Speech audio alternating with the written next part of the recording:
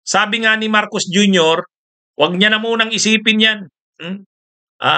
Wag siyang magdidikta kung ano ang gusto niya kasi akusado siya. Hindi siya pwedeng magdikta. Ah, Kaya ano nga may pagkapiko na ang sinabi ni Ano yan? Tail wagging the dog? Oh, 'di ba? Yun yung sinabi ni Marcos Jr. eh. Kaya kung yun daw pinapangambahan ni Kibuloy na tungkol sa Amerika, ina-assure niya si ano na bibigyan ito ng due process.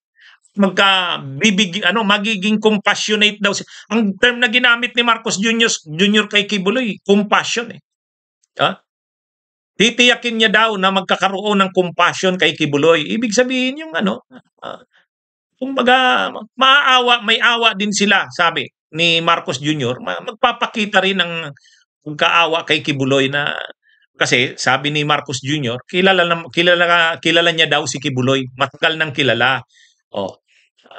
Pero kailangan daw sumurrender ito at hindi ito mag-demand ng kung ano-ano kasi ano yan, tail wagging the dog. Hindi pwede yan. Akusado siya.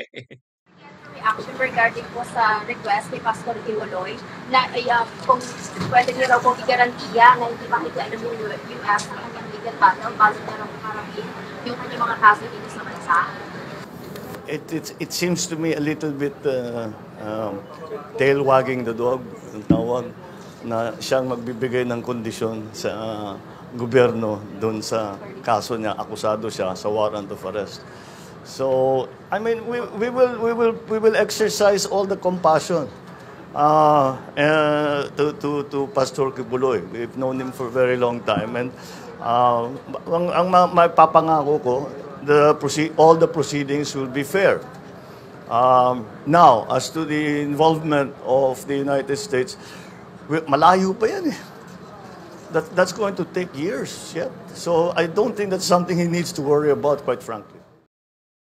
Narinig nyo mga kabunyog, mga kababayan, sabi ni Marcos, that's a case of tail wagging the dog. Para yatang yung aso ang gustong pasunurin sa buntot niya. Oh.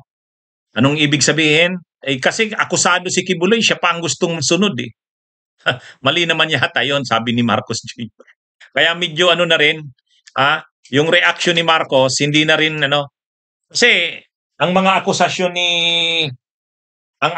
ni Kibuloy kay Marcos, ano daw, parang ibininta siya, trinaydor siya ni Marcos.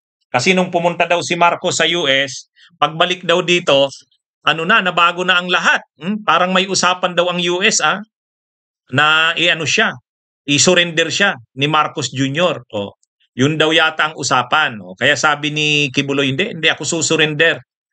Susurrender lang siya. Sabi niya, kung pipirma susurrender lang siya kung pipirma si Marcos Jr. sa isang kasulatan. Hindi lang si Marcos, pati DOJ, NBI, lahat ang nakalagay sa kasulatan na hindi nila isusurrender si Kibuloy sa United States at hindi hahayaan daw ang Amerikano na manghimasok sa kaso niya. Sinabi naman ni Marcos Jr. Ang sabi ni Marcos Jr., layo pa naman yung issue na yan ng US. Ang ibig sabihin, wala pang request ang US na i-extradite siya.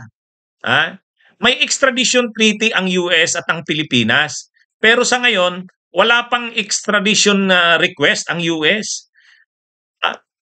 At saka, tama naman yung sinabi, di ba dinidiscuss ko to lagi, na ang extradition ay hindi madali. Hindi madali ang extradition. Ang mangyayari diyan sa extradition, ko na yan diniscuss ko na yan sa mga nakalaan kong vlogs. Dadaan sa proseso yan. Tama naman si Marcos Jr., mahaba-habang proseso pa yan. At dahil maraming abogado si Kibuloy na nababayaran, gagawin ng lahat ng abogado niya na harangin na ma-extradite siya. So yan mga kabunyog, ang reaksyon ni Marcos Jr. kaugnay dito, medyo napiko na, kaya sinupalpal na si Kibuloy.